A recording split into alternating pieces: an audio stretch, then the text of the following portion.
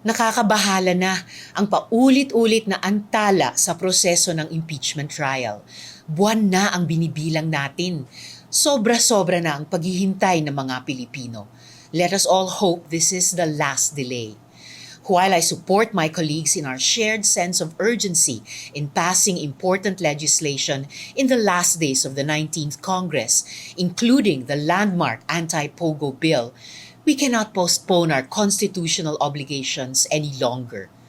Any further delays in commencing the trial against Vice President Duterte would violate the Constitution, which clearly states that the Senate must forthwith proceed with an impeachment trial. Hindi kapag ready na, hindi kapag convenient, kundi shall forthwith proceed.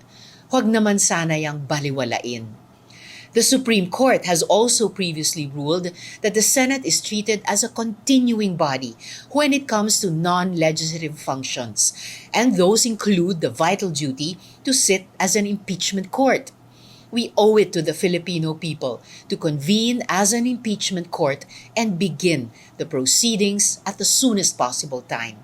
Ano man ang akusasyon laban kay Vice President Duterte, karapatan ng taong bayan na malaman at mahimay ang mga ito sa pamamagitan ng isang transparent na impeachment trial. Dapat harapin na ng Senado ang lahat ng ito sa lalong madaling panahon.